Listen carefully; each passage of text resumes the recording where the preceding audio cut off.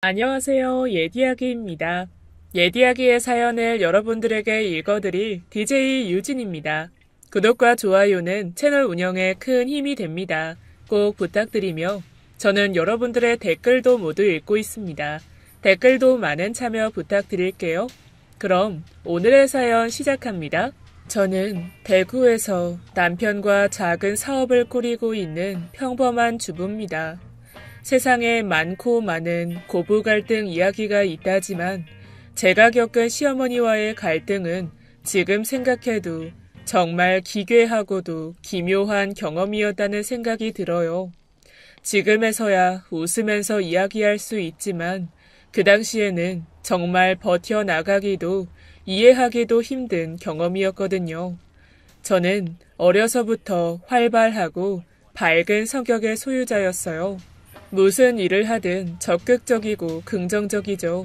문제가 생기면 온몸으로 부딪혀 나가는 정면 돌파 스타일이기도 하고요.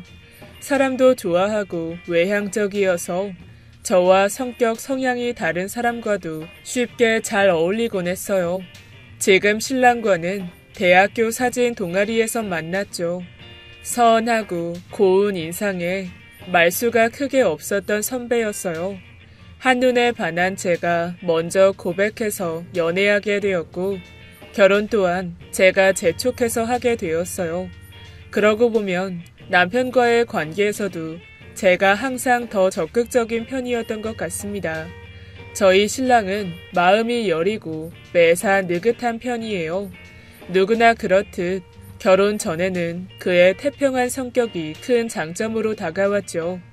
침착하고 차분해 보였거든요.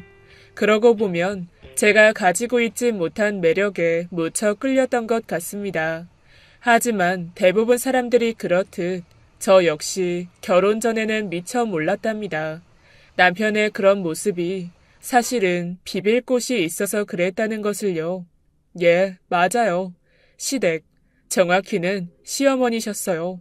그는 중증의 마마보이였던 거예요. 여유 있는 시댁의 경제력을 믿고 편안히 안주하고 싶어하는 열망도 열정도 조금씩 부족한 평범한 마마보이 말이에요. 결혼 후 저는 남편의 그런 모습이 못내 답답했어요. 시어머니는 경제적인 뒷받침을 해주신다는 핑계로 조금씩 저의 삶에 압력을 가해오기 시작하셨거든요. 처음에는 너무 작고 사소해서 눈치채지 못했어요.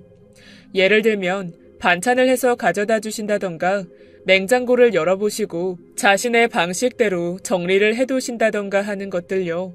살림이 서툰 제 입장에선 감사하기도 하고 친엄마 같다며 좋게 생각하고 받아들여 넘겼던 것 같아요. 나중에는 저에게 약속을 잡거나 기다리게 하는 부담을 주기 싫으시다는 핑계로 현관문 비밀번호를 알려달라고 부탁하셨어요.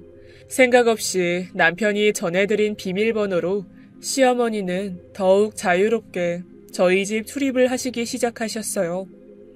결혼 후 3년, 시간이 갈수록 어머니의 간섭은 심해지셨어요.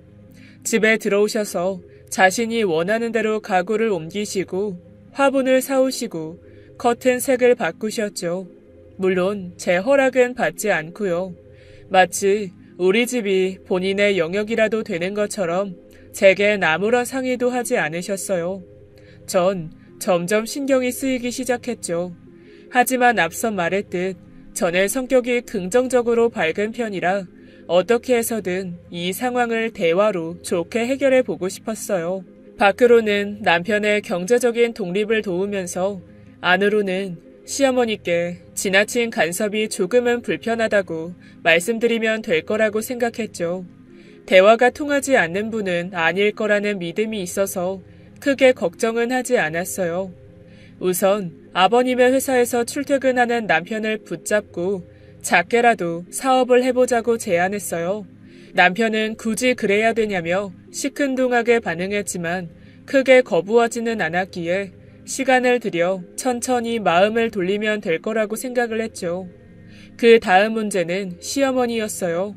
아니나 다를까 어머니는 주말이 지나자 어김없이 벨을 누르고 현관문 앞에 서 계셨어요. 전 숨을 크게 한번 내쉬고 어머니를 맞이했죠. 어머니는 한아름 향초 한 상자를 가지고 앉고 계셨어요. 이 향초가 벌레 퇴치에도 좋고 스트레스도 완화시킨댄다. 어머니는 숨 돌릴 새도 없이 안방에 들어가셨어요.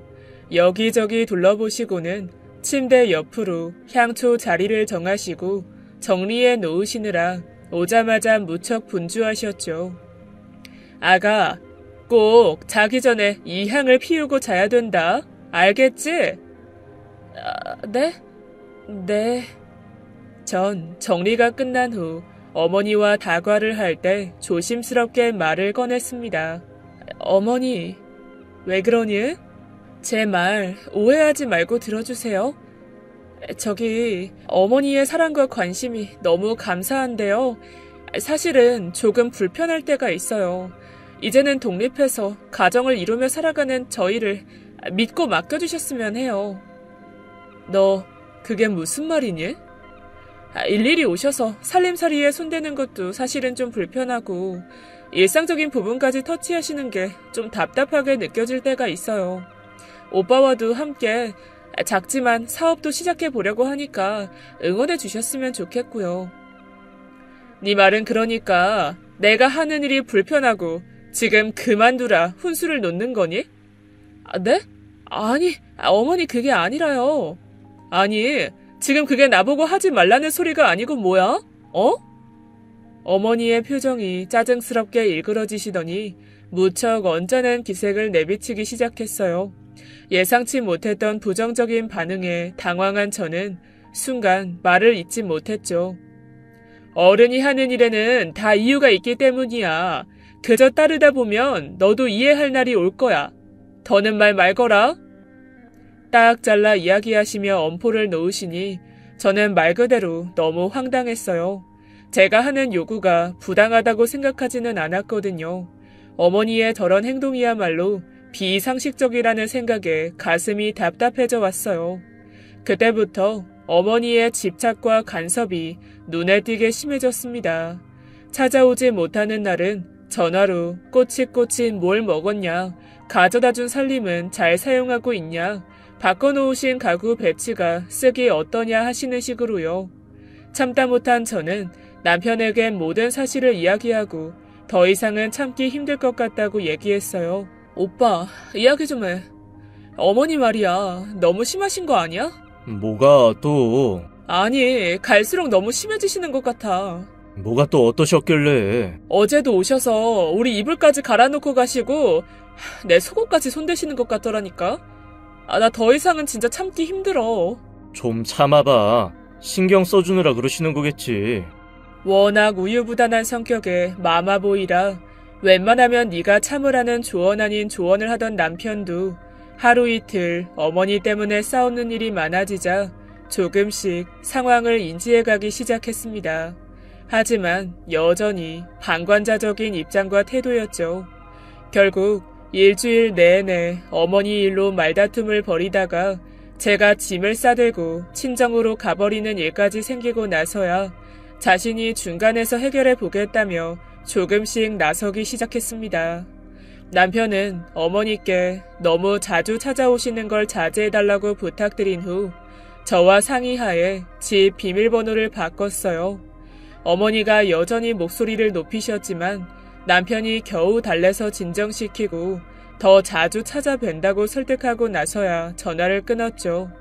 덕분에 오랜만에 편안하게 잠이 든 저는 다음날 아침 병학을 금치 않을 수 없었습니다. 아가, 있니? 문 앞에 계신 시어머니를 다시 돌려보낼 수도 없고 잠시 고민을 하다가 굳은 표정으로 현관문을 열어드렸어요. 시어머니는 나긋한 표정으로 말없이 들어오시더니 저에게 진지하게 할 말이 있으시다고 하셨습니다. 그리고 나서 제게 하시는 말씀은 다시 들어도 정말 어이가 없을 정도로 어처구니가 없었죠. 본인께서 무척 신뢰하시는 무속인이 있는데 매사 여러 가지 다방면으로 조언과 해결책을 제시해 주셨다고 해요. 작고 큰 경조사부터 매년 보는 점사의 꿈 풀이까지 말이에요. 아버님이나 제 남편은 모른다고 하시면서 남자들이 뭘 알겠냐고, 이런 일들은 안 사람이 알아서 챙겨놔야 집안이 기틀을 잘 잡아나갈 수 있는 거라고 하시더라고요. 이야기를 듣는 내내 너무 황당하고 당황스러워서 뭐라 드릴 말씀이 없었어요. 전 딱히 신앙생활을 하지 않았지만 부모님이 어렸을 적부터 교회를 다니셨고 엄밀히는 모태신앙에 가까웠어요. 매주 교회를 나가서 예배를 드리지는 않았을 뿐 항상 성경에 나오는 말씀대로 양심의 거리낌 없이 바르게 살아가려고 노력하는 평범한 사람이었죠. 하지만 제 앞에서 말씀하시는 어머니의 눈빛은 예사롭지가 않았어요. 그 무속인의 말을 굉장히 신뢰하시고 강한 믿음을 가지고 계신 듯 보였어요. 그러자 여태까지 오셔서 했던 대부분의 행동이 퍼즐 조각이 맞춰지듯 이해가 되기 시작했죠. 요일별로 섭취하면 좋은 음식 색깔을 준비해 오셨던 것부터 동서남북 풍수지리에 맞춘 가구 재배치까지요. 소름이 돋았죠. 어머니, 죄송해요. 하지만 지금 하시는 이야기가 도저히 이해가 되지 않고요. 납득이 안 돼요. 이게 지금 무슨 말씀을 하시는 건지 모르겠어요. 애야, 꼬아서 생각할 필요 없어. 그냥 좋은 게 좋은 거고 안 좋다는 건 피하는 것뿐이야. 세상 살면서 굳이 안 좋다는 걸 할 필요는 없잖아. 그지? 어머니는 완강하셨어요. 저를 어르고 달래시며 회유하기 시작하셨죠. 지금 본인이 하시는 모든 행동과 말들은 저와 제 남편을 위한 일이며 건강과 출세와 관련해 매우 중요한 것들이라고요. 너희 부부가 결혼한 지 얼마니? 3년이 지났는데 아이가 들어서지 못한 것도 다 이유가 있더라고. 내가 도와주고 싶고 챙겨주고 싶어. 그러니 부모의 마음을 좀 알아다오. 사실 저희 부부가 아이를 무척 원하고 있었거든요. 번번이 소식이 없는 저를 보며 티내지는 않았지만 신랑 역시 실망하는 기색이 역력했기에 저도 조바심이 나 있는 상태였습니다. 남편과 제 건강이 둘 다 좋은데도 불구하고 이상하게도 아이가 들어서지 않는 게 한 달, 두 달 그러려니 했지만 햇수로 2년이 넘어가 버리자 안달이 날 수밖에 없더군요. 답답해하는 저를 보시고 친정 어머니도 새벽 기도를 다니시며 임신을 바라고 계셨고요. 진짜 원하는 게 있으면 지푸라기라도 잡아보는 게 아니니? 그저 옛 조상들의 지혜를 조금 빌려서 생활하는 것뿐이야. 아이가 생기면 좋고 또 아니면 어떠니? 그치? 어머니, 내가 처음부터 괜히 사실대로 이야기하면 오히려 네 반감을 살까 두려워서 그랬어. 안 그랬겠니? 처음부터 사실대로 말하지 못한 건 내가 사과할게. 어머니는 본인 말씀대로 중요한 것들만 따라서 해준다면 저희 집에 자주 출입하는 일도 줄게 될 것이라고 이해를 부탁하셨어요. 전 여전히 찝찝했지만 좋은 게 좋은 거라는 어머니 말씀을 그냥 받아들이기로 했습니다. 결혼이란 다른 두 집안의 만남이라는 어느 잡지에서 본 글귀를 떠올리며 긍정적으로 받아들이기로 말이에요. 시어머니는 이런 일은 우리 둘만 알고 잘 지내면 되는 거라고 연신 고마워하시며 돌아가셨어요. 만족해하시는 어머니를 보니 저 역시 그래, 좋은 게 좋은 거야 하고 좋게 마음먹어 보려고 노력했고요. 얼마 지나지 않아 시어머니가 잠시 들리겠다고 연락을 해오셨어요.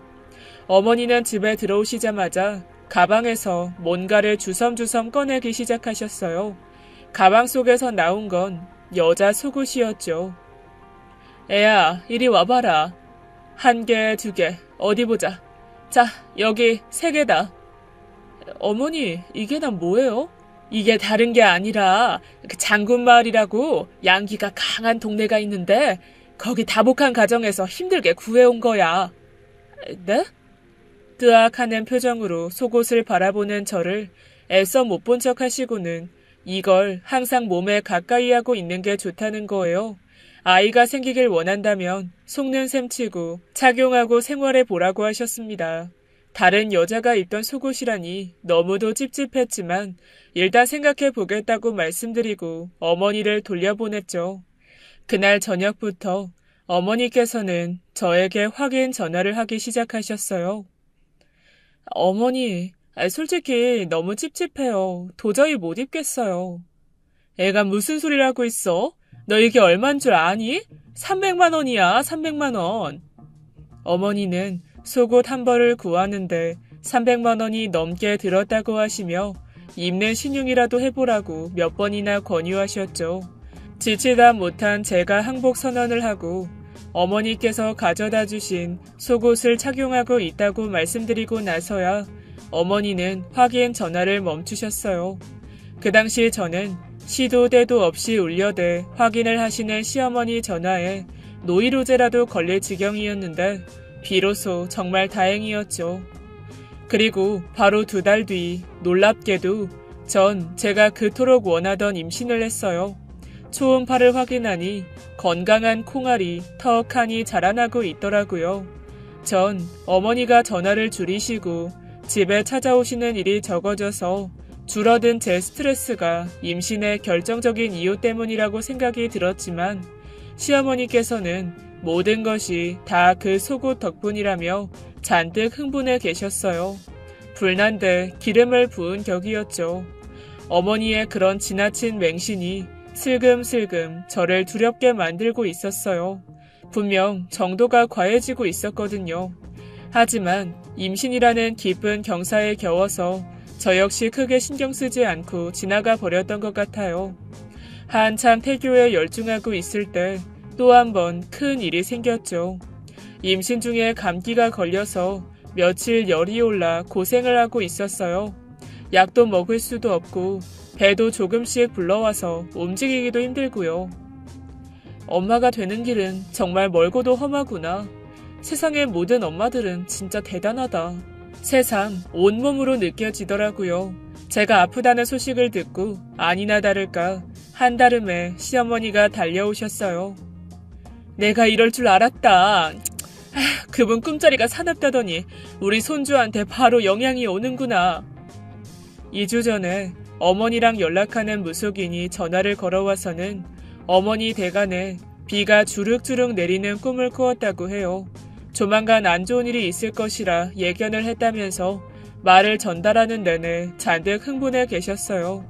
임산부가 열감기에 걸린 일이 무슨 안 좋은 일이겠냐며 별거 아니라고 치부하려는 저를 가뿐히 무시하시고는 들어가서 쉬라고 말을 끊으셨습니다.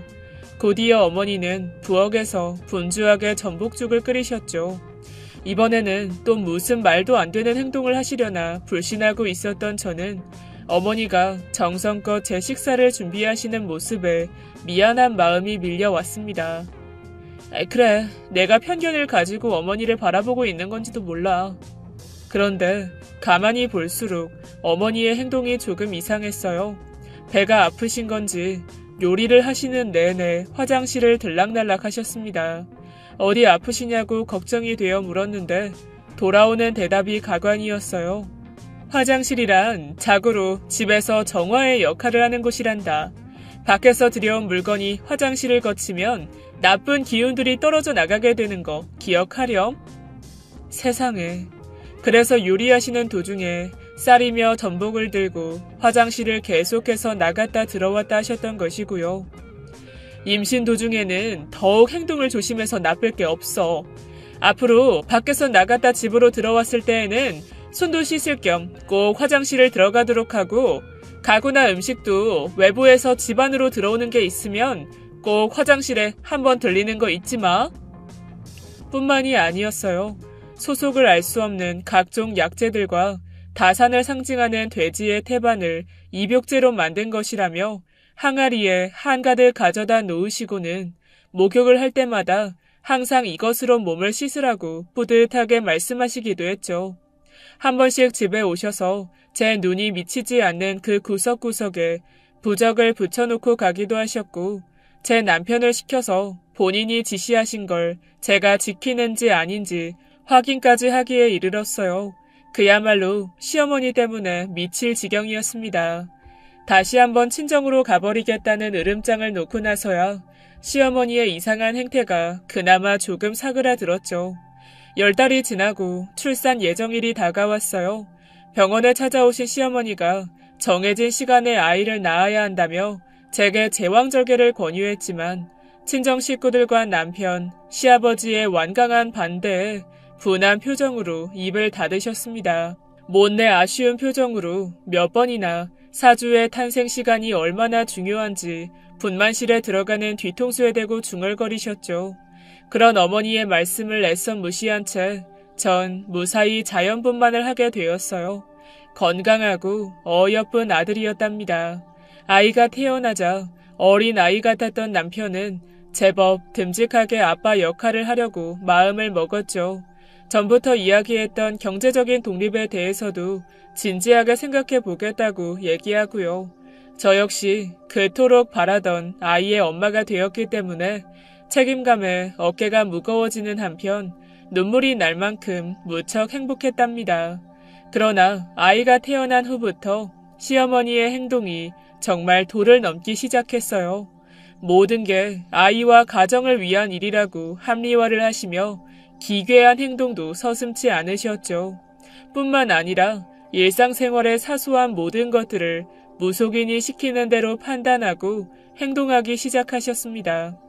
한 번은 저희 집에 오셔서 연신 가슴을 두드리시며 허트름을 하셨어요. 점심에 먹었던 스파게티가 체한 것 같다고 몇 번 말씀하시더니 소화제를 찾아오던 저를 향해 손을 내저으셨어요. 어머니, 속 많이 답답하세요? 괜찮으세요? 약 좀 드세요. 아니야, 됐고. 애야, 식칼 좀 가져와봐. 식칼이요? 어머니는 식칼을 받아들고서 현관문 밖으로 나가셨고 저도 놀래서 쫓아나갔죠. 시어머니는 식칼을 현관문 앞 바닥에 몇 번씩 직선으로 그으시더니 그 자리에 칼을 내려놓고 수십 회 내려놓은 식칼을 뛰어넘으셨어요. 10분 가까이 반복하시고 나서야 이제 속이 좀 편해지는 것 같다며 안도하셨습니다. 기가 막혔죠. 또 한 번은 전국적으로 메르스가 유행할 때쯤이었어요. 집안 곳곳을 정화하고 보호해야 한다며 본인이 입고 계시던 속옷을 벗어서 싱크대로 가지고 가셨어요. 식용유를 뿌려 속옷을 태우시고는 그 젤을 물에 섞어서 현관문과 창문 곳곳을 닦으셨어요. 상식을 벗어나도 한참 벗어난 행동들이었죠. 이 상태로라면 위험할 수도 있겠다는 불안감이 들었습니다. 상황이 심각한 것 같아서 시아버지께도 상의드리고 어머니를 말려야 할 것 같다며 가족 회의도 해보았지만 어머니께는 아무 말도 통하지가 않았어요. 오히려 저희들이 설득하는 말과 일들이 가정의 평화와 안위를 위협하는 나쁜 영들이 부추겨서 생기는 생각들이라며 본인이 하시는 일에 신경을 끄라고 막무가내셨습니다. 그 즈음에 저희 신랑과 제가 작은 사업을 하나 시작하게 되었어요. 작은 규모의 요식 사업이었는데 처음이라 그런지 실수도 많고 하나부터 10까지 어설펐다는 게 맞는 말인 것 같습니다. 하지만 우리 부부의 힘으로 무언가 시작해보고 있다는 자체가 뿌듯함이 생기고 조금씩 일에 익숙해지는 과정이라 생각하니 힘들거나 지치진 않았어요. 그러나 여유가 있으셨던 시부모님, 아니 시어머니의 입장에서는 조금 다르셨나 봐요. 본인 아들이 편안한 아버지의 사업을 물려받지 않고 고생하는 모습이 안쓰럽기도 하셨던 것 같고 처음이라 겪게 되는 시행착오들을 안 좋게 받아들이시는 것 같더라고요. 저 역시 그런 어머니를 보면서 이번에는 또 무슨 일을 하시려고 그러나 불안함에 잠도 잘 이룰 수 없었죠. 아니나 다를까 어느 날 시어머니께서 소형 스피커 하나를 가게로 들고 오셨어요. 아가, 이거 받아라. 이게 뭐예요? 일단 틀어봐. 앞으로 가게 열고 닫을 때까지 항상 틀어놔야 돼. 노래예요, 어머니? 그게 너희 식구들 사주와 이름에 오행 중 금이 부족해. 그러게 내가 아이를 시간 맞춰 나자고 하지 않았니? 어찌됐든 그래서 내가 새로 이름을 지어왔어. 이름을 새로 지어오셨다고요? 너 왜 맨날 그렇게 한 번에 알아듣질 못하고 되물어? 그러니까 이제 와서 식구들 이름을 다 바꿀 수도 없고 본래 이름이라는 게 불러주는데 더 큰 의미가 있는 거라더라. 일단 틀면 알아. 전원을 연결하고 스피커를 틀자 김땡땡 이땡땡 김땡땡 이땡땡 하는 식으로 저와 제 신랑의 새로 지은 이름을 연속적으로 부르는 녹음 목소리가 끝도 없이 흘러나왔어요. 어머니와 연락하시는 무속인이 새로 지은 이름을 부르는 목소리를 녹음해 보낸 것이었죠. 놀란 제가 스피커를 끄려고 하자 성을 내시면서 이렇게 해야 돈이 들어오지, 안 그러면 그대로 말아먹게 된다며 역정을 내셨습니다. 신랑도 기가 막혀서 그런 어머니께 한마디 어찌하지 못하고 당황해했고요. 결국 본인이 원하시는 대로 이상한 녹음 소리를 종이에 켜두겠다는 약속을 받아내고 나서야 집으로 발걸음을 돌리셨습니다. 저와 나머지 식구들은 그런 어머니가 점점 더 많이 무서워지기 시작했어요. 회사 일을 돌보시는 아버님이 하루 종일 어머니 옆에 붙어서 감시할 수도 없는 노릇이었고, 저희 부부도 사업을 시작했기에 할 수 있는 일에 한계가 있었죠. 무엇보다 어머니의 이런 행동들이 우리 아이에게 안 좋은 영향으로 다가올까봐 걱정이 많이 되었어요. 아들을 지키기 위해서라도 어머니의 저런 이상한 행동들을 하루빨리 막아야 한다는 생각이 강하게 맴돌았죠. 몇 번이나 화를 내고 부탁드리고를 반복했어요. 하지만 그러면 그럴수록 어머니는 더욱더 집착적으로 무당과 무속신앙에 빠져들고 계신 것 같았습니다. 그리고 또 하나 이상한 일은 어머니의 눈빛이 어느샌가 섬뜩할 정도로 낯설게 느껴질 때가 많아졌다는 거예요. 멍하게 무언가 생각하시는 일도 잦아지고 문득 벽에 서서 저를 노려보시는 일도 그렇고요. 전 친정엄마께 이 모든 상황을 설명드리게 되었어요. 듣자마자 친정엄마는 너무 놀라고 걱정하시면서 시어머니께 일어나는 일들이 단순히 무속신앙을 과신하는 경우와는 다른 것 같다고 하셨습니다. 친정어머니는 제 이야기를 다니시던 교회 식구들과 목사님께 전달하게 되었어요. 소식을 들은 교회 목사님 내외분이 경악을 금치 못하시더니 한시라도 빨리 저희 집에 와봐야겠다고 부탁하셨다고 해요. 교회를 다니지 않았던 남편이었지만 어머니의 상태가 날로 심각해져 가는 만큼 의논 끝에 저희 집에서 모두 모여 예배를 드리게 되었죠.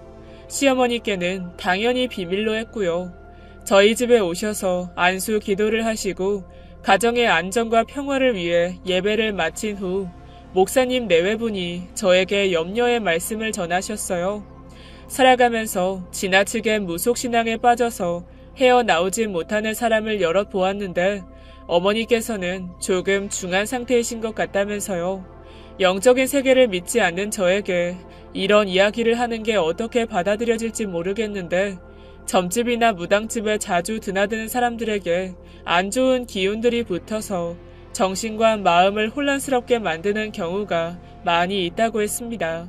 흔히 말하는 빙이라던가 귀신이 붙어온다던가 하는 말들이 아주 없는 말은 아니라면서 그대로 놔두면 어머니께 안 좋은 일이 일어날 수도 있다고, 가능하다면 꼭 교회로 모시고 왔으면 좋겠다고 말이에요.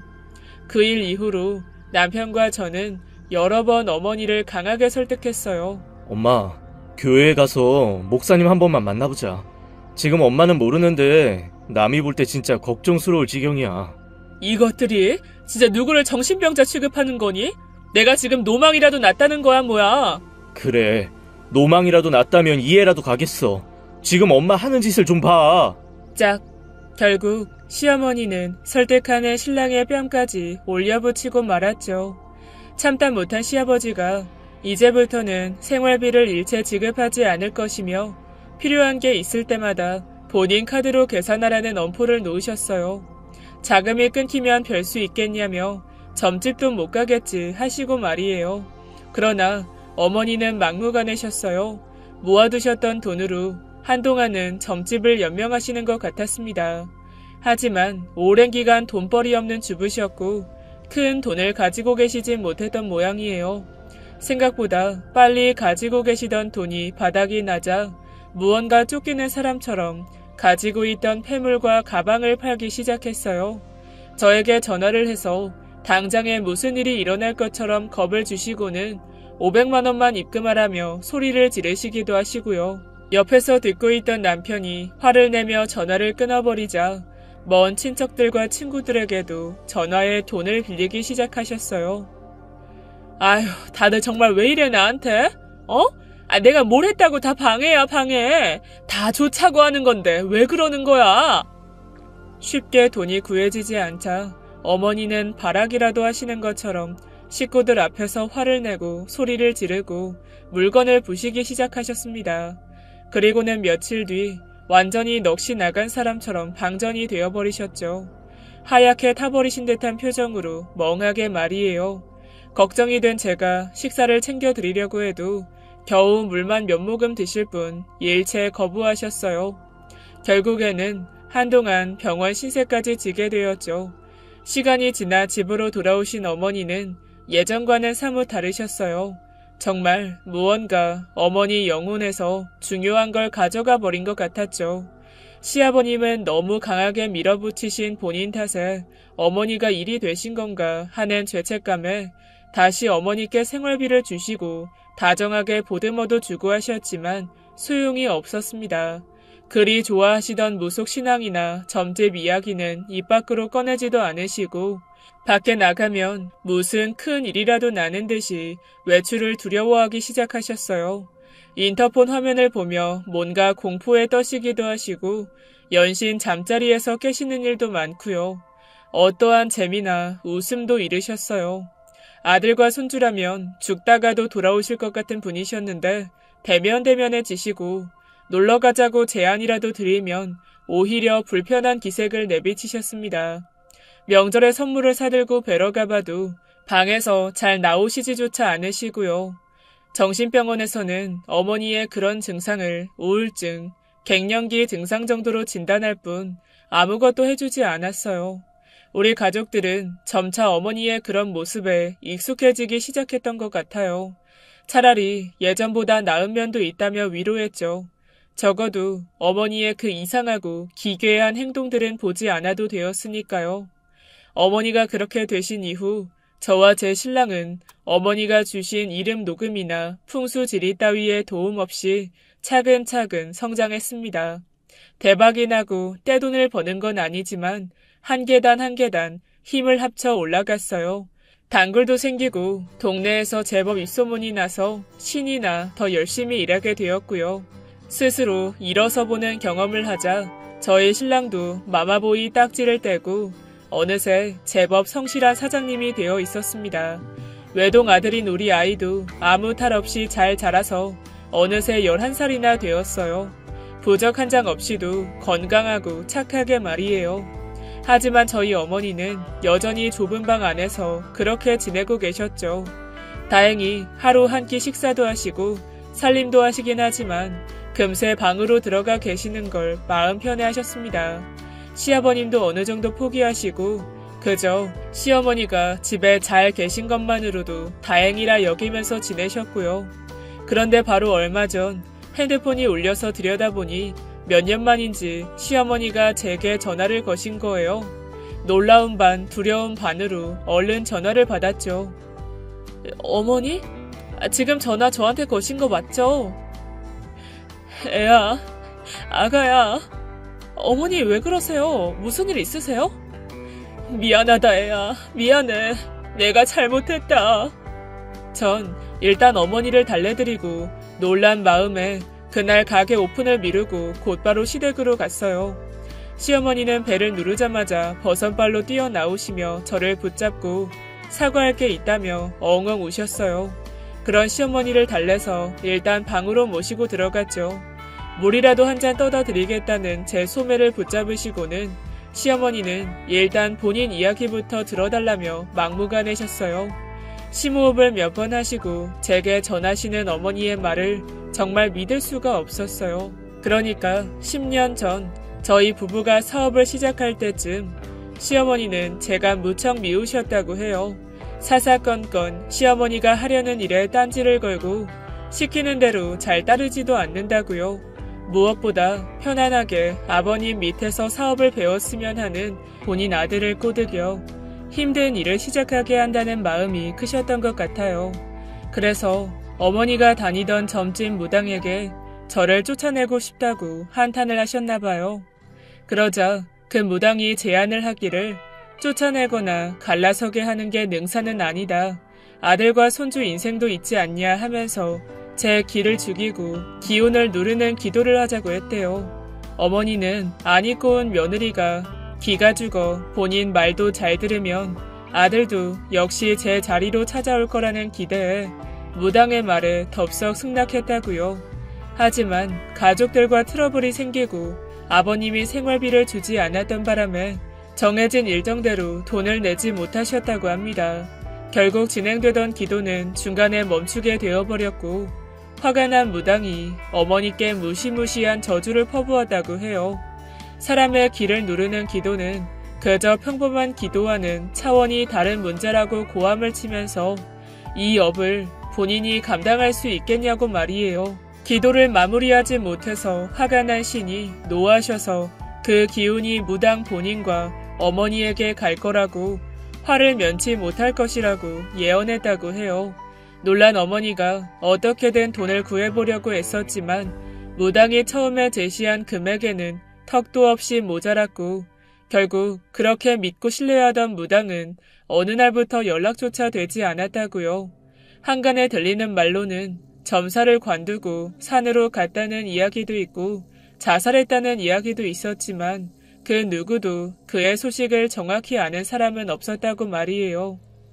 무당이 사라진 그 날부터 시어머니는 정말로 잠을 잘 수도 없었고 누군가 자신을 노리는 듯한 환영에 시달렸다고 합니다. 밖을 바라보면 어두운 무언가가 본인에게 해를 가하기 위해 음침하게 도사리고 있는 듯 아지랑이처럼 피어오르고 잠이 들면 꿈에서도 나타나서 피를 말리는 하루하루를 보내셨다고 해요. 그 검은 그림자가 한 번은 시어머니의 입을 가리키며 자신에 대해 이야기하면 입을 찢어버리겠다고 낄낄거리다 사라지곤 했다고 하고요. 잠을 자면 몸을 누르기도 하고 심장을 움켜쥐기도 하고 덫에 걸린 쥐처럼 어딜 가든 누구와 있든 두려움에 떨며 지내셨다고 울부짖으셨습니다. 10년, 노한 신의 분노가 10년은 좋게 갈 것이라는 무당의 말이 온종일 머릿속을 빙빙 돌았고 이 공포가 영원히 끝나지 않을 것처럼 느껴지셨대요. 너무 두려워서 먹을 수도 마실 수도 밖을 나갈 수도 없었다고요. 그러다가 시간이 흐르고 흘러서 어느 날 문득 잠자리에서 일어나자 몸이 가뿐해지고 해방된 기분이 드셨다고 합니다. 본인을 짓누르던 무서운 그림자의 존재가 증발해버린 공기처럼 느껴지지 않았고 공포도 두려움도 느껴지지 않았다고 하더군요. 그러자 자신도 모르게 눈물이 쏟아지면서 한시라도 빨리 제게 가서 빌어야겠다고 본능적으로 느껴졌대요. 그래서 급한 대로 아침에 전화를 거신 거였어요. 내가 이제야 너에게 입이라도 떼고 사과라도 할 수 있구나. 미안하다 애야.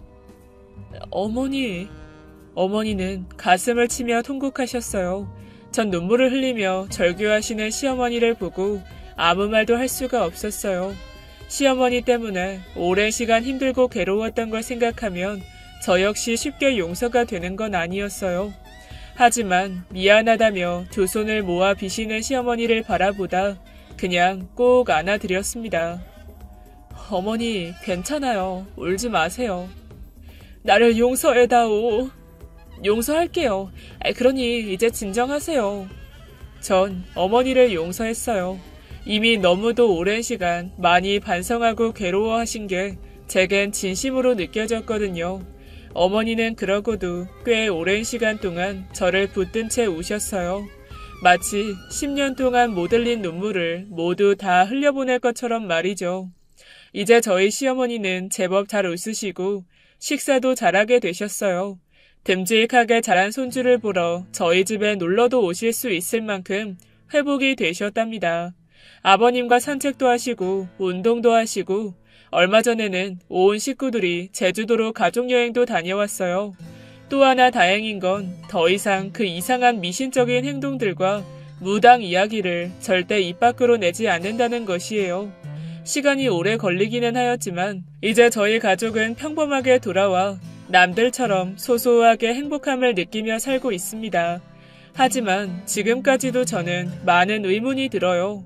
어머니가 겪으셨던 그 이상한 현상은 정말로 무엇 때문이었을까요?